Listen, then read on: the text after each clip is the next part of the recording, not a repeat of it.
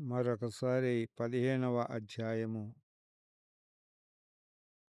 11 నుంచి చదువుకుందాం. యెహోవా యెహోవా వేల్పులలో నీ వంటివాడెవడు? పరిశుద్ధతను బట్టి నీవు మహనీయుడవు. స్తుతి కీర్తనలను బట్టి పూజ్యుడవు. అద్భుతములు చేయువాడవు. నీ వంటివాడెవడు? నీ దక్షిణ హస్తము చాప్ నీ దక్షిణ హస్తమును చాపితివి. భూమి వారిని మృంగివేసెను. నీవు విమోచించిన ఈ ప్రజలను నీ కృపచేత తోడుకొని పోతివి. నీ బలము చేత వారిని నీ పరిశుద్ధాలయమునకు నడిపించితివి. జనములు విని దిగులు పడును. ఫిలిష్తీయ నివాసులకు వేదన కలుగును. ఎదోము నాయకులు కలవరపడుదురు. మోయాబు బలిష్ఠులకు వణకు పుట్టును. కనాను నివాసులందరూ దిగులొంది కరిగిపోవుదురు. భయము, అధిక భయము వారికి కలుగును.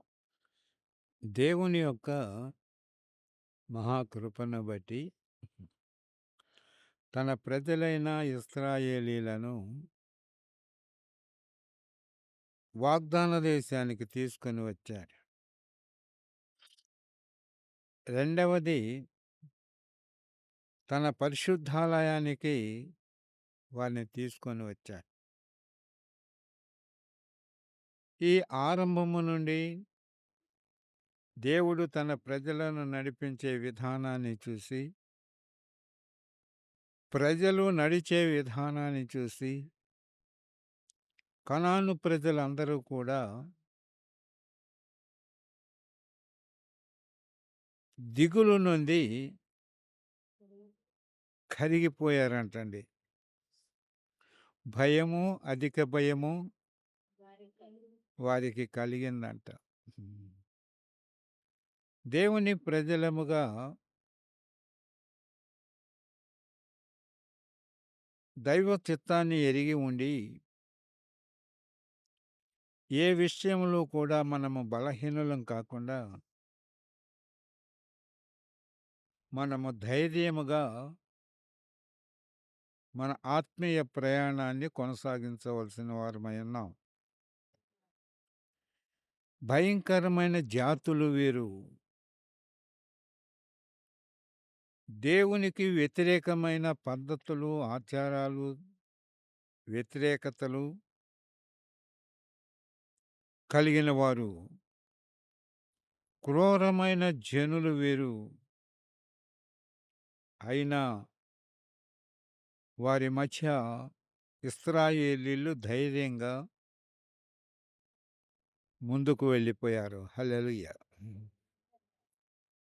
వారి యొక్క ప్రయాణాలను చూసి అనేక మంది కనానీయులు వారికి దిగులు పుట్టిందంటండి. భయము, అధిక భయము వారికి కలిగిందంట. దేవుని యొక్క ప్రజలమైన మన ప్రయాణాలలో ఏ విషయములో కూడా మనము భయపడకుండా, దిగులు చెందకుండా, మనము ధైర్యముతో ప్రభు వైపే చూస్తూ, మన ముందు నడుస్తున్న ప్రభు వైపే చూస్తూ మనం ముందుకు సాగవలసిన వారమై ఉన్నాం.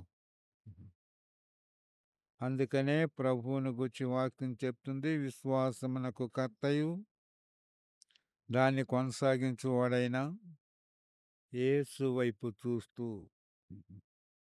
మనుషుల వైపు చూసినా, లోకం వైపు చూసినా మనం ఎక్కడో మునిగిపోతాం. కానీ యేసయ్య వైపు మనం చూస్తూ నడుస్తున్నట్లయితే మనము ధైర్యముతో గమ్యానికి చేరుతాం. కనుక ఎదిగిన వారమై ఉండి దేవునికి మహిమకరమైన జీవితాన్ని మనము జీవించవలసిన వారమై ఉన్నాం. ధైర్యము అనేది ఒకటి భయాన్ని జయించటానికి మనకు ఉపయోగపడుతుంది. అందుకనే మనం పాడుకుంటాం, భయము చెందకు భక్తుడా, దిగులు చెందకు భక్తుడా. అవునండి. మనకు భయము, అన్నిటికీ భయమే. పాట పాడటానికి భయమే, స్తుతించటానికి భయమే, సంతోషించటానికి భయమే. అన్నిటికీ భయమే. పాటల పుస్తకం తెచ్చుకుంటానికి కూడా భయమే. ఏమండి? అయి మోయలేము. ఒకవేళ తెచ్చుకున్నా ఇక్కడే పెట్టి వెళ్తాం, మళ్ళీ రేపొత్తాం గదా! బైబిల్ ఇక్కడే పెట్టిపోతాం. పాటల పుస్తకాలు ఇక్కడే పెట్టిపోతాం. నోట్సులు ఇక్కడ పెట్టిపోతాం. ఎంత భయమో! అవునండి.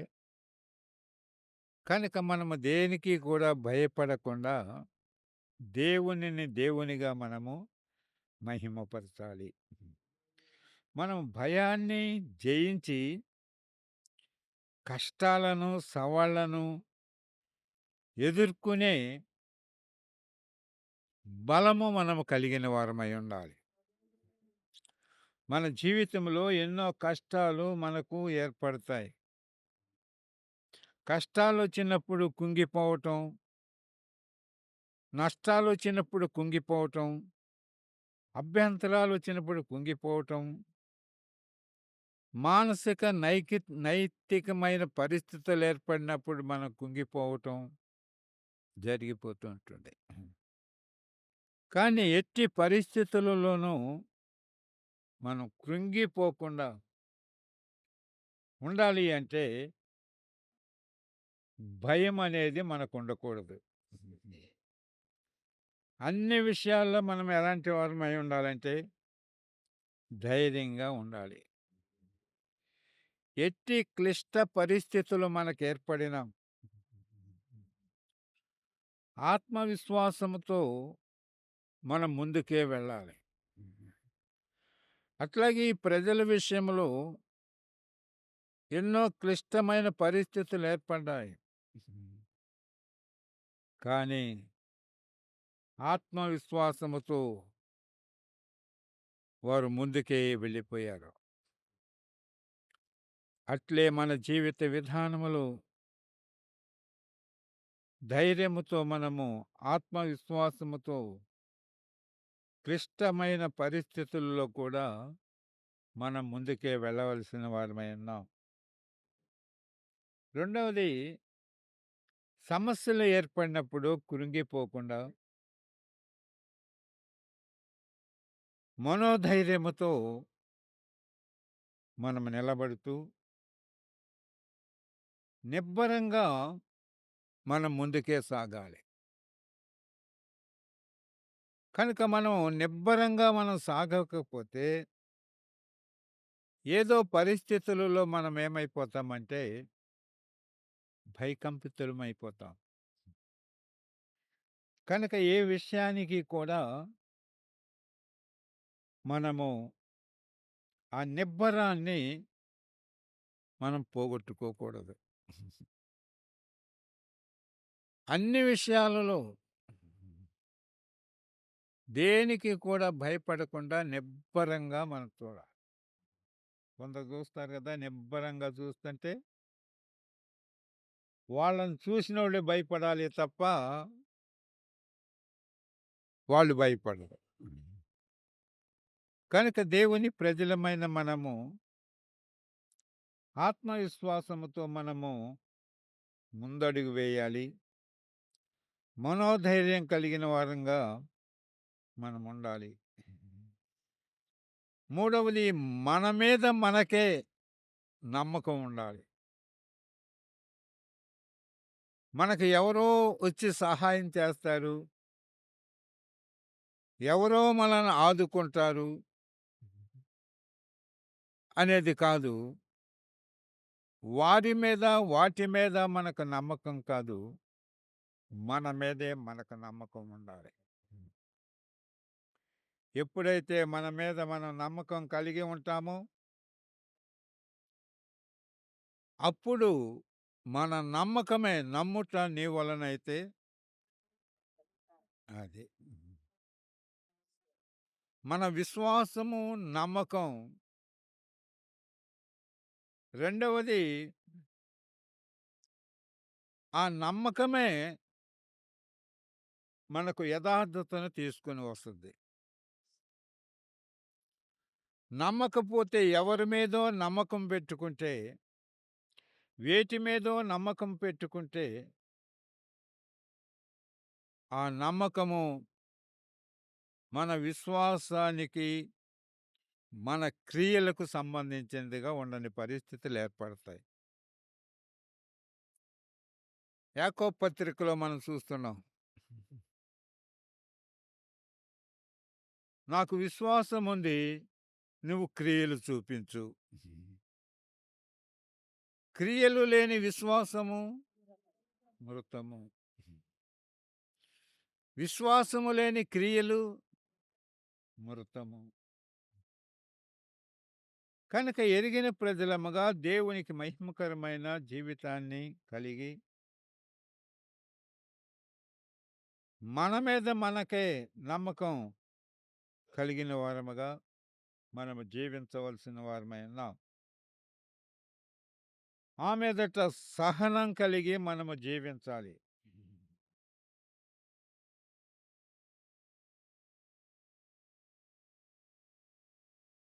ధైర్యముతో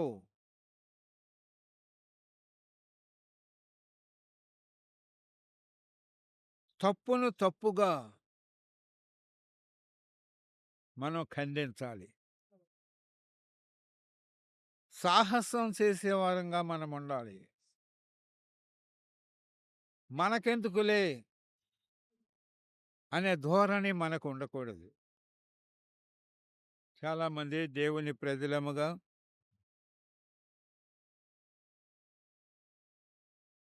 తప్పును తప్పుగా చెప్పే పరిస్థితులు ఉండవు.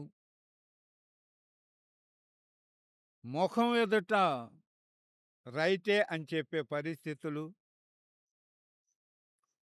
వెనక మళ్ళీ తప్పును చెప్పే పరిస్థితులు. ఎదట చెప్తే ఏమవుతుంది? అమ్మో! భయము.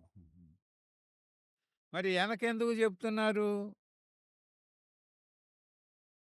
తమను చూడటం లేదు కదా! అన్న అభిప్రాయాలతో. ఏది ఏమైనా, ఎలాంటి వారైనా, ఎలాంటి వారు మన ముందున్నా, తప్పును తప్పుగా చెప్పే పరిస్థితులను మనం కలిగిన వారమై ఉండాలి. అట్టి పరిస్థితులను మనము కలిగి ఉన్నట్లయితే, మనము ధైర్యము కలిగిన వారము. ఒకవేళ దైవజనుడే తప్పు చేశాడు కాబట్టి మనం తప్పును తప్పుగానే చెప్పాలి.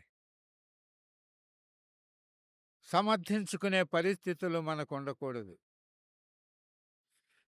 కనుక అన్ని విషయాల్లో దేవునికి మహిమకరమైన జీవిత విధానాన్ని జీవిస్తూ ధైర్యముతో మనం ముందుకు సాగవలసిన వారమై ఉన్నాం. కనుక ఇప్పుడు తీవ్రమైన భయోందోళనలు కనాను ప్రజల ఎదుట ఇశ్రాయేలు ప్రజలకు కలిగాయి. అయినా వారందరూ కూడా ప్రభు వైపు చూస్తూ, దేవుని వైపు చూస్తూ ధైర్యముగానే కనాను దేశానికి వచ్చారు. పరిశుద్ధ దేవాలయానికి వచ్చారు. దేవునిని ఆరాధించారు. దేవునికి మహిమ కలుగునుగాక. కనుక అన్ని విషయాల్లో మనము ధైర్యం కలిగి మనము జీవించవలసిన వారమై ఉన్నాం. మత్తయి సువార్త 9వ అధ్యాయము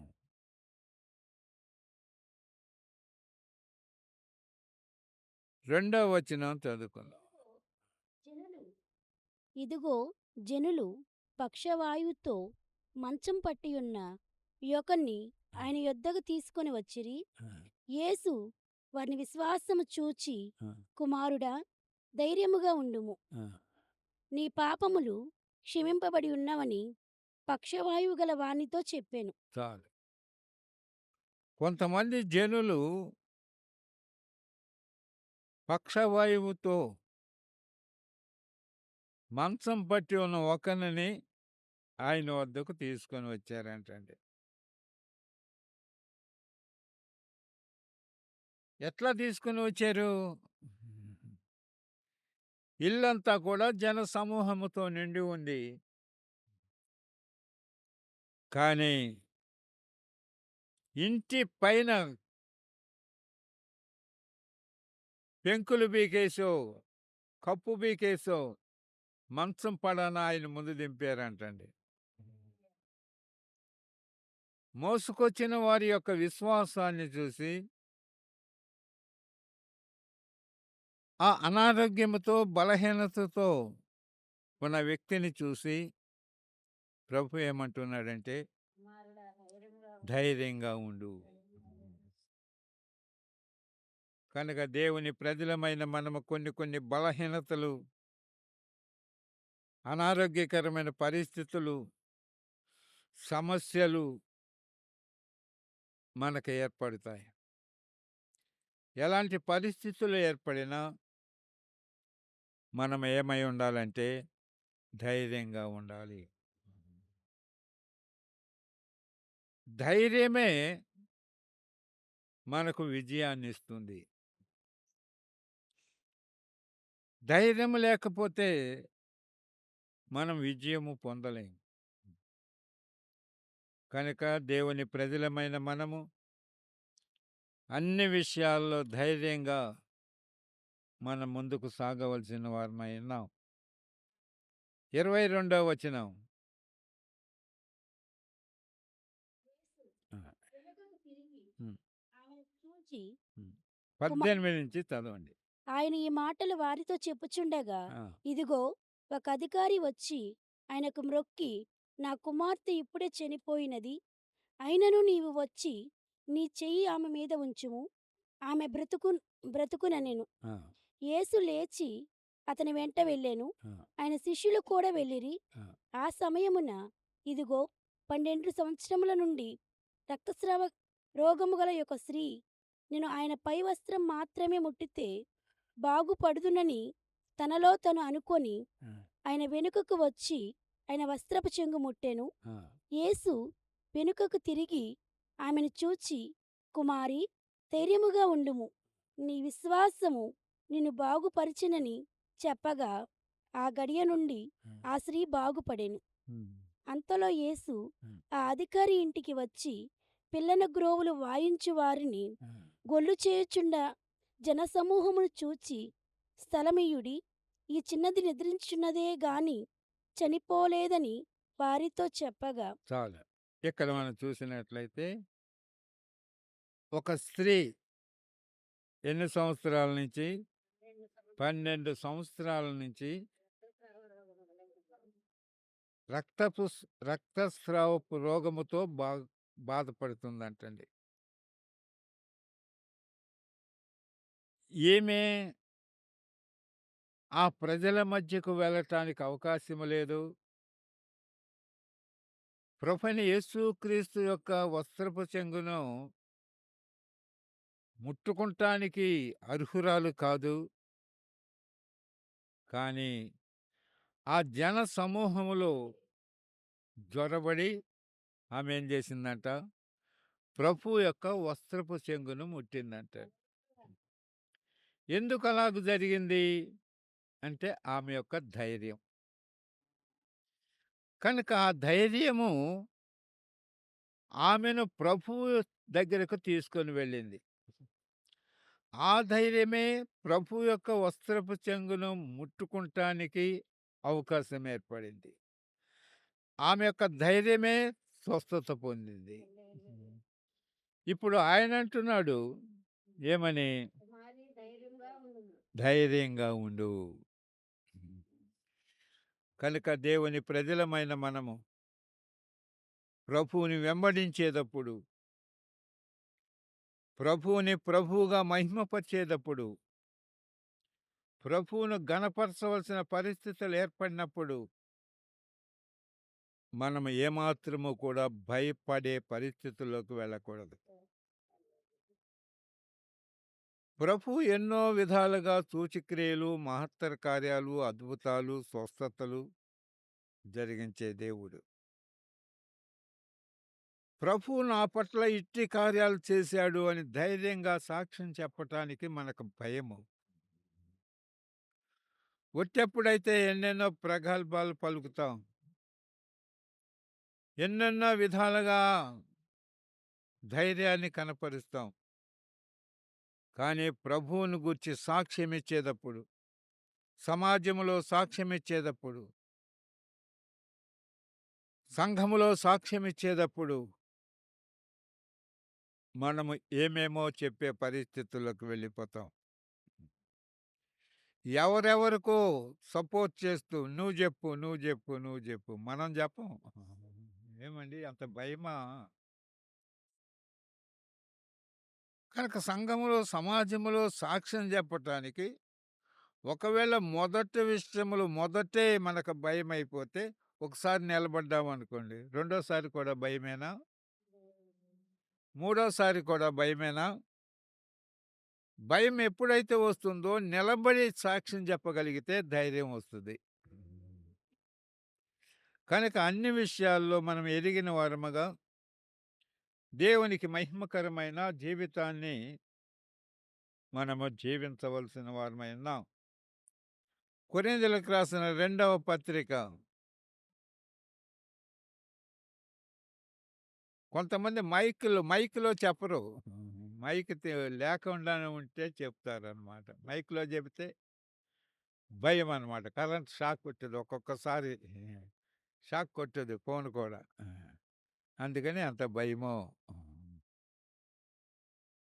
కొరింథీయులకు రాసిన 2వ పత్రిక 5వ అధ్యాయము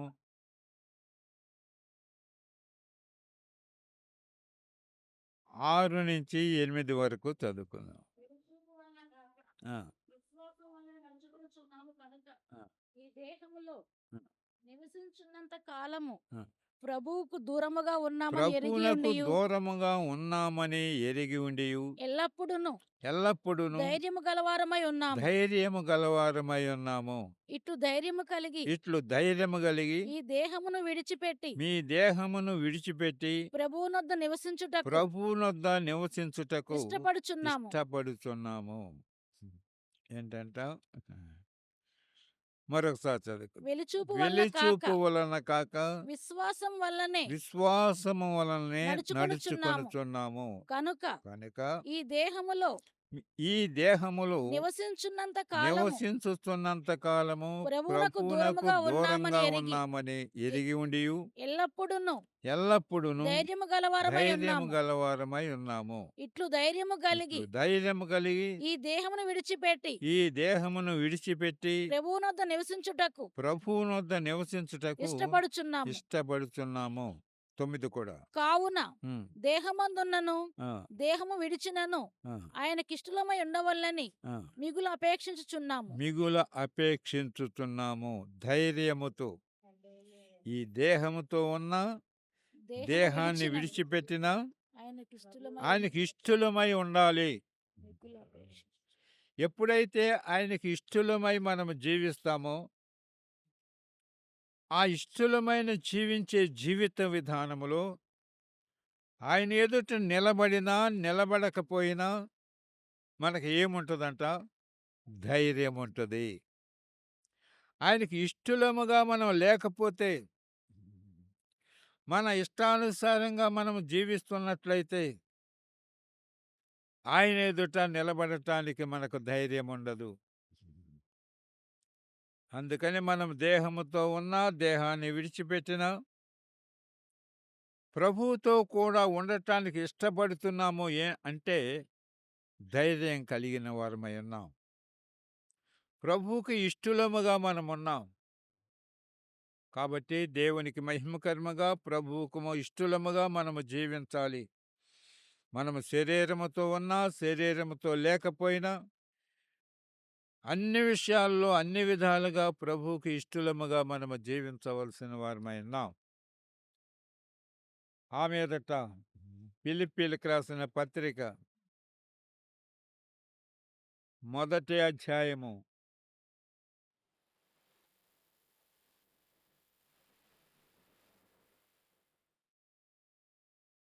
20 నుంచి చదువుకుందాం. నేను మిగులు అపేక్షించుచు ఉమ్, నిరీక్షించున్న ప్రకారముగా ఆ, మీ ప్రార్థనల వల్లను యేసుక్రీస్తు యొక్క ఆత్మ నాకు సమృద్ధిగా కలుగుట వలనను ఆ! ఆ ప్రకటన నాకు రక్షణార్థముగా పరిణమించునని నేనెరుగుదును. ఆ! నా మట్టుకైతే బ్రతుకుట క్రీస్తే, చావైతే లాభము. ఆ! అయినను శరీరముతో నేను జీవించుటయే నాకున్న పని.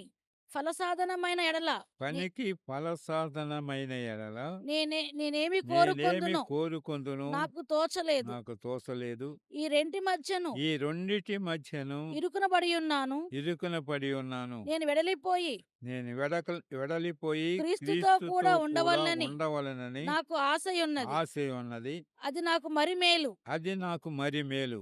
అయినను అయినను నేను శరీరమునందు నిలిచియుండుట శరీరమందు నిలిచి ఉండుట మిమ్మును బట్టి మిమ్మును బట్టి మరి అవసరమై ఉన్నది. నాకు మరి అవసరమై ఉన్నది. మరియు ఉమ్. ఇట్టి నమ్మకము కలిగి ఇచ్చే నమ్మకము కలిగి నేను మరలా మీతో కలిసి ఉండుట నేను చేత మరల మీతో కలిసి ఉండుట చేత నన్ను గూర్చి నన్ను గూర్చి క్రీస్తు యేసునందు క్రీస్తు యేసునందు మీకున్న అతిశయము మీకున్న అధికమగునట్లు అధికమగునట్లు మీరు విశ్వాసం నందు అభివృద్ధియు మీరు విశ్వాసమునందు అభివృద్ధియు ఆనందమును పొందు నిమిత్తము ఆనందమును పొందు నిమిత్తము నేను జీవించి నేను జీవించి మీ అందరితో కూడా మీ కలిసి ఉందునని అందరితో కూడా కలిసి ఉండు అని నాకు తెలియను. నాకు తెలియను. నేను వచ్చి నేను వచ్చి మిమ్మును చూచినను మిమ్మల్ని చూచినను రాకపోయినను రాకపోయినను మీరు ఏ విషయములోను మీరు ఏ విషయములోను ఎదిరించు వారికి బెదరక ఎదిరించు వారికి బెదరక అందరూను ఒక్క భావముతో అందరూ ఒక్క భావముతో సువార్త విశ్వాస పక్షమున సువార్త పోరాడుచు విశ్వాస పక్షమున పోరాడుచు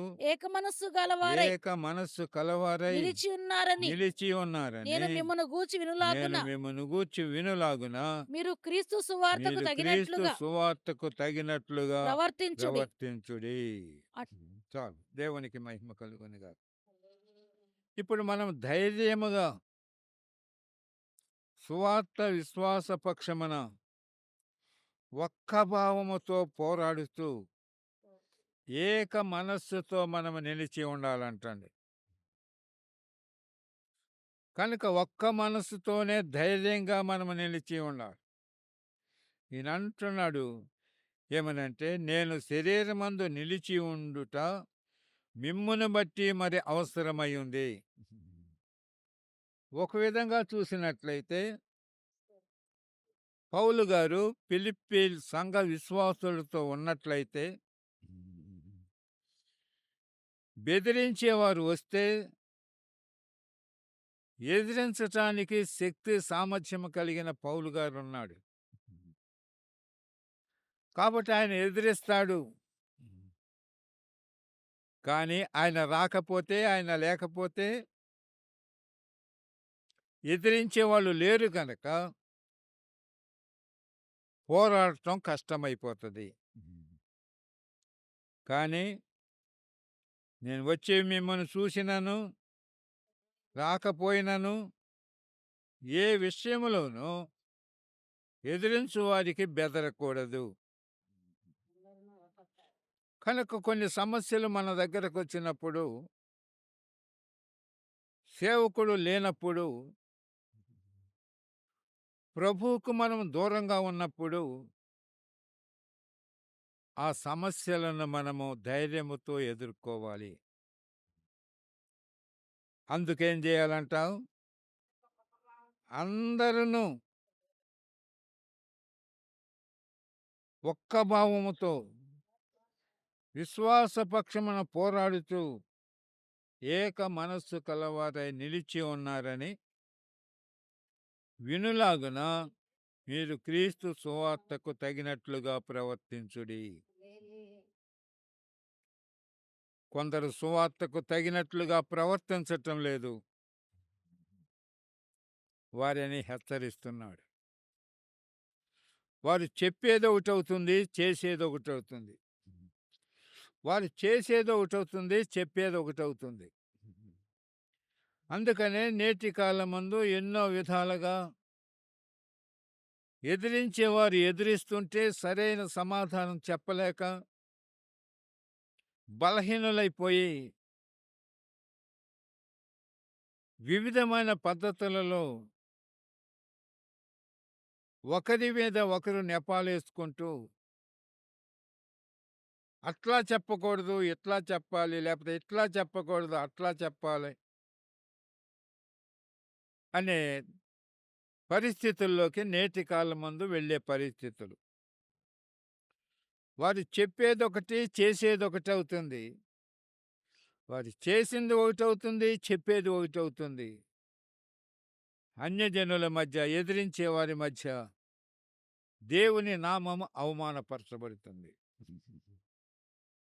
దేవుని ప్రజలముగా ప్రత్యేకమైన జీవితము మనకు లేకపోతే, ప్రభువుని ప్రభువుగా మనం మహిమపరచకపోతే, ప్రభు యొక్క ఉద్దేశాలను మనం బయలుపరచకపోతే, లోక సంబంధమైన, అన్య సంబంధమైన పద్ధతులనే మనం అనుసరిస్తూ, అలా కాదు ఎలాగని మనం చెప్పే పరిస్థితుల్లోకి వెళ్ళేవారంగా మనం ఉండకూడదు. అన్ని విషయాల్లో ప్రభు యొక్క లేఖన ప్రకారము ఉన్నది ఉన్నట్లుగా, ఆయన చెప్పింది చెప్పినట్లుగా, ఆయన బోధించినది బోధించినట్లుగా మనము నడుచుకోవాల్సిన వారమై ఉన్నాం. అట్టి ధైర్యము మనకుండాలి. ఆ ధైర్యం లేకపోవటం వలన వారి దగ్గర వారి మాటలు, మన దగ్గర మన మాటలు, వారి దగ్గర వారి విధానాలు, మన దగ్గర మన విధానాలు, వారి దగ్గర వారి ప్రవర్తనలో పాలిభాగస్థులమవుతున్నాం. మన విషయంలో మన విధానములో పాలిభాగస్థులవుతున్నాం. ధైర్యంగా ఇది అని మనం నిలబడలేకపోతున్నాం. కనుక అన్ని విషయాల్లో దేవునికి మహిమకరమైన జీవిత విధానాన్ని కలిగి మనము జీవించవలసిన వారమై ఉన్నాం. కొలస్సీలకు రాసిన రెండవ అధ్యాయము 2వ వచనం. నీ కొరకును లవొదికయ వారి కొరకును శరీర రీతిగా ఆ, నా ముఖము చూడని వారందరి కొరకును ఉమ్. నేనెంతగా పోరాడుచున్నానో మీరు తెలుసుకొని కోరుచున్నాను. వారు ప్రేమయందు అతుకబడి వారు ప్రేమ యందు అతుకబడి సంపూర్ణ గ్రహింపు యొక్క సంపూర్ణ గ్రహింపు యొక్క సకలైశ్వర్యము కలిగిన సకల వారై ఐశ్వర్యము కలిగిన వారై దేవుని మర్మమయ్యున్న క్రీస్తును దేవుని మర్మమై ఉన్న క్రీస్తును స్పష్టముగా తెలుసుకున్న వారై స్పష్టముగా తెలుసుకున్న వారై తమ హృదయములలో తమ ఆదరణ పొందవలనని హృదయములలో ఆదరణ పొందవలెనని వారందరి కొరకు పోరాడుచున్నాను. వారందరి కొరకు పోరాడుతున్నాను. హల్లెలూయా. దేవునికి మహిమ కలుగునుగా. కనుక దేవుని ప్రజలమైన మనము ప్రేమయందు అతకబడాలి. కొంతమంది బంగారపు గొలుసులు పెట్టుకుంటారు కదా, రింగులు ఉంటాయా దానికి? రింగు రింగు కలిసి ఉంటుందా? ఏ రింగుకి ఆ రింగే ఉంటుందా? రింగు రింగు కలిసే ఉంటుంది. అట్లే దేవుని ప్రజలమైన మనము ప్రేమయందు మనం అతకబడాలి. ఎందుకు ప్రేమయందు మనం అతకబడాలి అంటే, దేవునికి మహిమ కలుగునుగాక, క్రీస్తు లేక దేవుని యొక్క మర్మమైన క్రీస్తును స్పష్టముగా తెలుసుకున్న వారమై తమ హృదయములలో ఆదరణ పొందవలనని వారందరి కొరకు పోరాడుతున్నాను అన్నాడు. కాబట్టి మన ద్వారా ఆదరణ కలిగి ఉండాలి అంటే మన మధ్య ఏముండాలి? ప్రేమ యందు అతుకబడి ఉండాలి. అతుకబడిపోతే ఏ రింగుకి ఆ రింగ్ అయితే దేని దారిన అది పోతుంది. కనుక రింగులన్నీ కలిసి ఉంటేనే అది గొలుసు అవుతుంది. అట్లే దేవుని ప్రజలమైన మనము ప్రభువుని, దేవుని మర్మమైన క్రీస్తుని స్పష్టముగా మనము తెలుసుకోవాలి. ప్రభువుని మనం తెలుసుకోలేకపోతే మనల్ని మనం తెలుసుకోలేం. మనల్ని మనం తెలుసుకోలేకపోతే మన మధ్య ఉన్న సంబంధాన్ని మనం తెలుసుకోలేం. మన మధ్య ఉన్న సంబంధాన్ని మనం తెలుసుకోలేకపోతే సరి అయిన ప్రవర్తన మనం ప్రవర్తించలేం. కనుక ఆయన ఒక విధంగా మనకేమై ఉన్నాడంటే శిరస్సు అయి ఉన్నాడు. మనమందరం ఏమై ఉన్నాం? అవయవములై ఉన్నాం. ఒక అవయవానికి మరొక అవయవానికి సంబంధం ఉందా? ఉందండి? ఉంది. ఎట్టి సంబంధం ఉంది? ఒకదానికి ఒకదానికి అతుకు ఉందా?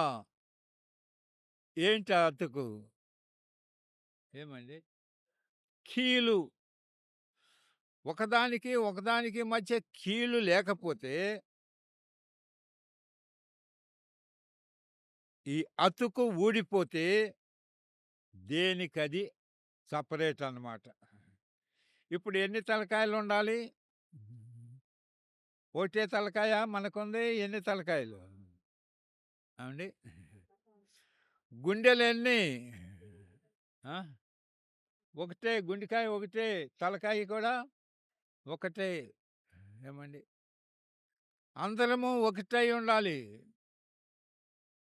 అది లేకపోతే ఎవరికి వారమైతే ప్రభువుని అవమానపరిచే పరిస్థితులు, ప్రభువుకు దూరంగా జీవించే పరిస్థితులు. రెండవది, మనం ఒక ఇంటి వలె కట్టబడుతున్నాం. కనుక ఇల్లు దేని మీద ఉండాలి? పునాది మీద ఉండాలి. ఆ పునాది ఏమై ఉండాలి? గట్టి పునాది అయి ఉండాలి. ఇసుక మీద పునాది కాదు, బండ మీద పునాది. బండ మీద పునాది ఇల్లంతా ఉంటుందా? కొంతే ఉంటుందా? ఏమండి? వేయబడిన పునాది తప్ప మరొక పునాది ఎవడును వేయనేరడు. కాబట్టి ఈ పునాది ఎక్కడ వేయబడింది? బండ మీద వేయబడింది. ఆ బండ యేసుక్రీస్తే. కనుక కొందరేమో ఇసుక మీద పునాదిగా ఉండకూడదు, కొందరేమో బండ మీద పునాదిగా ఉండకూడదు. అందరూ దేని మీద పునాది అయి ఉండాలి? బండ మీద పునాది వేసి కట్టబడిన కట్టడం వలె మనం ఉండాలి. మనము దేవాలయము. ఈ దేవాలయం మధ్యలో గర్భగుడిలో, అవునంటారా? గర్భగుడి అనాది. గర్భగుడిలో ఎవరుంటారు? దేవుడు ఉంటాడు. మనం ఎక్కడ ఉంటాం? ఎక్కడ ఉంటాం? ఆయన చుట్టూ ఉంటాం. కాబట్టి ఒకరికి ప్రత్యేకమో ఏమీ లేదు. అందరికీ సమానమైన అధికారాలు, ఆధిపత్యాలు, విలువలు ఇవన్నీ మనం కలిగి ఉంటాం. కాబట్టి ఎవరైనా దేవాలయానికి వస్తే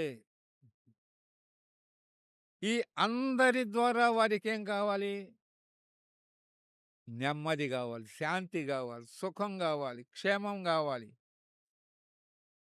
కాస్త అన్న నెమ్మదిగా ఉందాం, ఆ గుడికి వెళ్ళొద్దామని వాళ్ళు వచ్చారనుకోండి, అప్పుడు మన మధ్య వాళ్ళకేమి ఇబ్బందులు కలగకూడదు. అందరము ఏదో ఒక విధంగా ఆదరించేవారమై ఉండాలి, ఓదార్చేవారమై ఉండాలి. ఒకరికి విషయంలో ఒకరము నెమ్మది కనిపించేవారంగా మనం ఉండాలి. కనుక దేవునికి మహిమకరముగా అన్ని విషయాలలో దేవుని మహిమార్థమై మనము జీవించవలసిన వారమై ఉన్నాం. ఆ మీదట ఆఖరి విషయం, దెస్సలోనికీయులకు రాసిన మొదటి పత్రిక 2వ అధ్యాయము 2వ వచనం.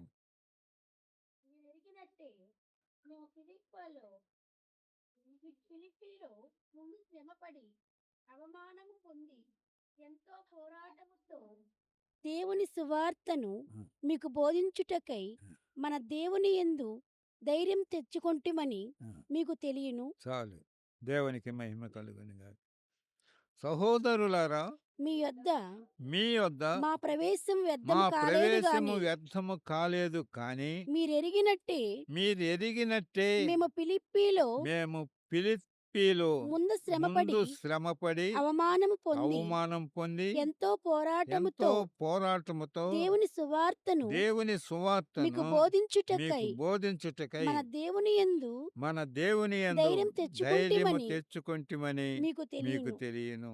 ఏలయనగా మా బోధ మా బోధ కపటమైనది కాదు, కపటమైనది కాదు, అపవిత్రమైనది కాదు, అపవిత్రమైనది కాదు, మోసయుక్తమైనది కాదు గాని మోసయుక్తమైనది కాదు, కానీ సువార్తను సువార్తను మాకు మాకు అప్పగించుటకు అప్పగించుటకు యోగ్యులమని యోగ్యులమని దేవుని వలన ఎంచబడిన వారమై మనుషులను సంతోషపెట్టువారము మనుషులను కాక సంతోషపెట్టువారము కాక మన హృదయములను మన పరీక్షించు హృదయములను పరీక్షించు దేవునినే దేవునినే సంతోషపెట్టువారమై బోధించుచున్నాము. బోధించుతున్నాము. హల్లెలూయా.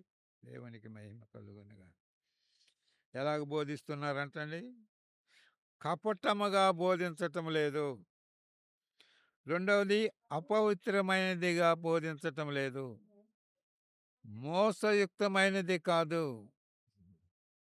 దేవుడే మాకు అప్పగించుటకు యోగ్యులమని ఎంచి ఆ పరిచర్య మాకు అప్పగించాడు. కాబట్టి మేమేమి కపటంగా బోధించటం లేదు. అపవిత్రమైనది అది కాదు. మూడవది మోసయుక్తమైనది కాదు. మేము ఎందుకు భయపడాలి? దేనికి భయపడాలి? ధైర్యముతో మేము బోధించటానికి ధైర్యం తెచ్చుకున్నాం ప్రభు నామమున. కనుక అట్లే దేవుని ప్రజలమైన మనము దేవుని వాక్యాన్ని ధైర్యముతో మనం బోధించేవారమై ఉండాలి. కపటముగా బోధించేది కాదు ఇది. కొంతమంది కపటముతో బోధిస్తున్నారేమో. ఇది అపవిత్రమైనదిగా కొంతమంది బోధిస్తున్నారేమో. మోసయుక్తమైనదిగా బోధించేవారు ఉన్నారేమో. కానీ కాదు అంటున్నాడు. కనుక మనం బోధించే విధానములో, ఆ పరిచర్య విధానములో ధైర్యంగా సత్యాన్ని సత్యంగా బోధించటానికి మనం భయపడాల్సిన పని లేదు. అన్ని విషయాల్లో ధైర్యముతో దేవుని యొక్క వాక్యాన్ని బోధిస్తూ దేవుని మహిమపరిచేవారముగా మనం ఉండాలి. మనుషులను సంతోషపరిచేవారంగా కాదు. మనుషులను సంతోషపరిస్తే మనుషుల వలన లాభాలు వస్తాయేమో, మనుషుల వలన మేలులు కలుగుతాయేమో, కానీ దేవుడు మనల్ని చూసి సంతోషించాలి. కనుక అన్ని విషయాల్లో దేవునికి మహిమకరముగా ధైర్యముతో మనం బోధించేవారమై ఉండాలి. 2వ పత్రిక 2వ అధ్యాయము 16వ వచనం. మన ప్రభువైన యేసుక్రీస్తును ఆ, మనల్ని ప్రేమించి ఆ. కృపచేత నిత్యమైన ఆదరణయు శుభ నిరీక్షణయు అనుగ్రహించిన మన తండ్రి అయిన దేవుడును మీ హృదయములను ఆదరించి ఆ, ప్రతి సత్కార్యమందును ప్రతి సద్వాక్యమందును ఆ. మిమ్మల్ని స్థిరపరచునుగాక. దేవునికి మహిమ కలుగునుగాక. మనకు పోరాటాలు వస్తాయి, ఆటంకాలు అభ్యంతరాలు వస్తాయి. అయితే దేవుని ప్రజలమైన మనము ఎలాంటి పరిస్థితి కలిగిన వారమై ఉండాలంటే, దేవుని యొక్క సంకల్ప ప్రకారము నిత్యమైన ఆదరణ, శుభ నిరీక్షణ మనకు అనుగ్రహిస్తున్నాడు తండ్రి అయిన దేవుడు. కాబట్టి మన హృదయములను ఆదరిస్తాడు. ప్రతి సత్కార్యమునందును సద్వాక్యమందును మనల్ని స్థిరపరుస్తాడు. కనుక దేవునికి మహిమకరముగా నిలకడగా ఉండాలి. మన నోటి మాటల వలననైనా, ఇక్కడ పత్రిక మూలమునైనా మీకు బోధించబడిన విధులను చేపట్టాలి. కనుక అన్ని విషయాలలో మన ద్వారా దేవునికి మహిమ కలగాలి. మన ద్వారా దేవుడు ఘనత పొందాలి. మన ద్వారా ప్రభువుని అనేక మంది స్తుతించాలి. కనుక మనం అన్ని విషయాలలో అపోస్తలుల యొక్క నోటి మాటలను బట్టి గాని, వారికి పత్రిక ముఖముగా మనకు బోధించబడిన విధులు గాని మనం ఏం చేయాలంట? చేపట్టాలి. ఇవి కాకుండా ప్రభువైన యేసు క్రీస్తు ఇంకా ఏమైనా చెబితే, అపోస్తలులు ఇంకేమైనా బోధిస్తే వాటిని మీరు నమ్మవద్దు అన్నాడు. కనుక మనం ధైర్యముతో దేవుని యొక్క మాటలను మనం నమ్ముకుంటూ, నిలకడగా ఉంటూ, విధులను చేపట్టుతూ, ప్రభు యొక్క ఆదరణ, శుభ నిరీక్షణ మనము తండ్రి ద్వారా పొందుతూ మనము స్థిరంగా ముందుకు సాగవలసిన వారమై ఉన్నాం. కొంతమంది ఎవరు ఎట్లా నడుచుకుంటే మనకెందుకులే, మనము నడుచుకుందాం, ధైర్యముతో చెప్పలేని పరిస్థితులు. కనుక అన్ని విషయాల్లో దేవునికి మహిమకరమైన జీవిత విధానాన్ని కలిగి మనము జీవించాలి. మొదటి వచనం 3వ అధ్యాయము, తుదకు సహోదరులారా, మీలో జరుగుతున్న ప్రకారము ప్రభు వాక్యము శీఘ్రముగా వ్యాపించి మహిమపరచబడు నిమిత్తమును మహిమపరచబడు నిమిత్తము మేము మేము మూర్ఖులైన మూర్ఖులైన దుష్ట మనుషుల దుష్ట మనుషుల చేతిలో నుండి తప్పింపబడు తప్పింపబడు నిమిత్తము మా కొరకు మా ప్రార్థించుడి. కొరకు ప్రార్థించుడి. విశ్వాసము అందరికీ లేదు. విశ్వాసము అందరికీ లేదు. అయితే చాలు. కాబట్టి దైవ సేవకులు ఏం చేయాలంట? దేవుని వాక్యము శీఘ్రముగా వ్యాపించటానికి, ఆ వ్యాపించే విధానములో ప్రభు మహిమపరచబడు నిమిత్తము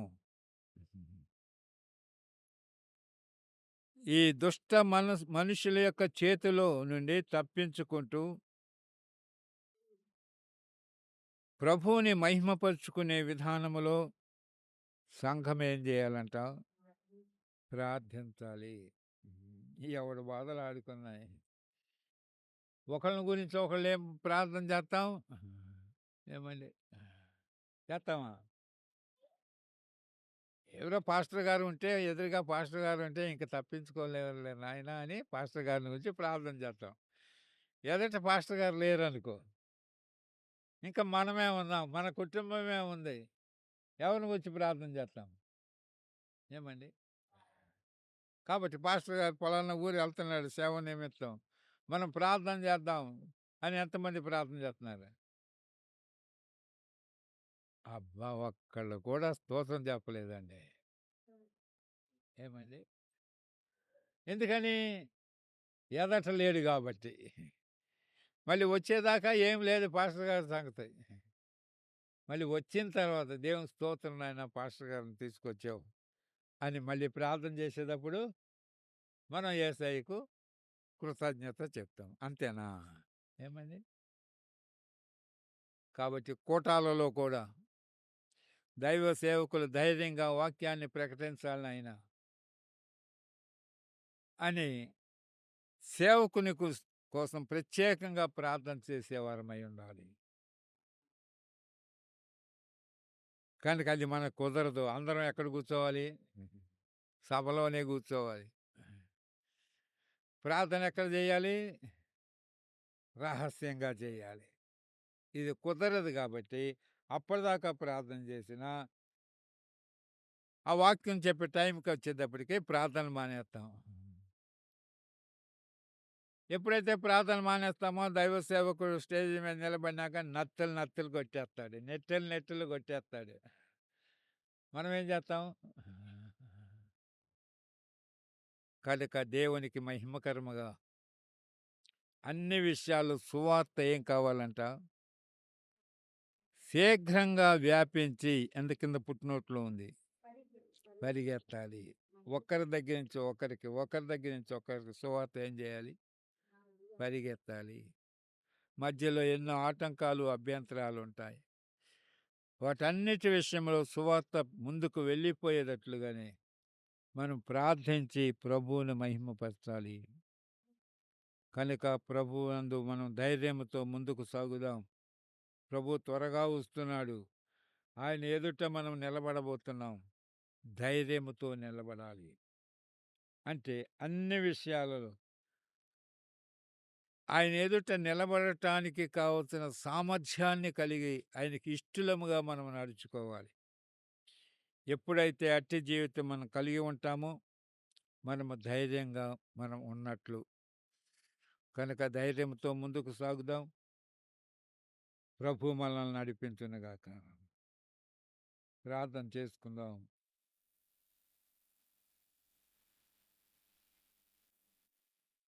మమ్మల్ని మిక్కిలిగా ప్రేమిస్తున్న మా పరలోకపు తండ్రి,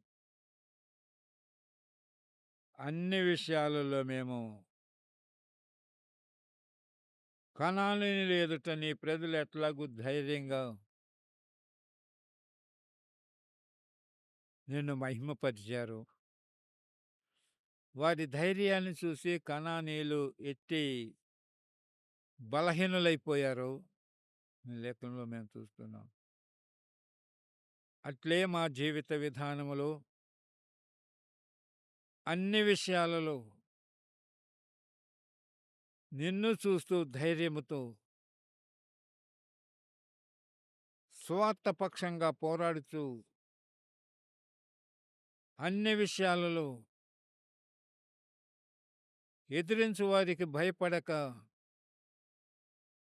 ధైర్యముతో మేము ముందుకు సాగేవారంగా ఉండటానికి సహాయం చేయండి. అన్ని విషయాల్లో నీ ఎదుట నిలబడటానికి సామర్థ్యం కలిగిన వారముగా నీ చిత్తాన్ని నెరవేర్చుకుంటూ జీవించేవారముగా వాక్యాన్ని సరిగా విభజించి ప్రకటించటానికి సామర్థ్యము కలిగిన వారముగా మేమందరము కూడా ప్రేమ కలిగి నిన్ను మహిమపరుచుకుంటూ ముందుకు సాగుటకు సహాయం చేసి మహిమ తెచ్చుకోండి. అన్ని విషయాల్లో ఏకపక్షంగా పోరాడుతూ నిన్నుగా మహిమపరుచుకుంటానికి సహాయం చేసి మహిమ తెచ్చుకోండి. రకరకాలైన పద్ధతులు, రకరకాలైన ఆచారాలు, రకరకాలైన ప్రవర్తనలను నేను చూసే పరిస్థితులు నాయన. ఎవరికి వారమే. కానీ ఎవరికి వారమే కానీ పరిస్థితులు కాకుండా మేమందరము కూడా ఒకటే అన్న విధానములో మేము జీవించటానికి సహాయం చేసి మహిమ తెచ్చుకోండి. అందుకు మాకు ధైర్యం కావాలి ప్రభువా. ఎన్నో విషయాలలో ధైర్యాన్ని కోల్పోతున్నాం. ఏదో ఒక భయము మమ్మల్ని వెంటాడుతుంది. ఏదో బలహీనత మమ్మల్ని వెంటాడుతుంది. ఆ భయముతో బలహీనతలతో మేము మీ నామము అన్యజనుల మధ్య దూషణ పాలు కాకుండా నిమిత్తము ప్రభువా ధైర్యముతో ముందుకు సాగుటకు సహాయం చేసి మహిమ తెచ్చుకోండి. మేమిచ్చే సాక్ష్యాలన్నీ ధైర్యముతో సాక్ష్యం ఇచ్చే వారంగా ఉండటానికి సహాయం చేయండి. అందరూ వినటానికి తగిన విధంగా సాక్ష్యం ఇవ్వటానికి సహాయం చేయండి. కృప కనపరచండి, బలపరచండి. నీ ప్రజలు వారి నివాసాలకు వెళుతున్నారు. సురక్షితంగా గమ్యం చేర్చండి. మీరు అక్కడ ఆలస్యమైతే మరల మేము కలిసి నిన్ను మహిమపరుచుకుంటానికి కృప చూపి మీ నామానికే మహిమ, ఘనత, ప్రభావం తెచ్చుకోమని యేసయ్య దివ్యనామమున ప్రార్థిస్తున్నాను పరమ తండ్రి. తండ్రి అయిన దేవుని ప్రేమ, ప్రభువైన యేసుక్రీస్తు కృప, పరిశుద్ధాత్మ యొక్క సన్నిధి సహవాసము ఈ విధంగా లోకములో సాగిపోతున్న పరిశుద్ధులకు కూడిన మనందరికీ సదాకాలము తోడయండి నడిపించునుగాక. యేసు రక్తమే సిలువ రక్తమే ప్రభు యేసు నామమునకు సంపూర్ణ విజయం కలుగునుగాక. హల్లెలూయా.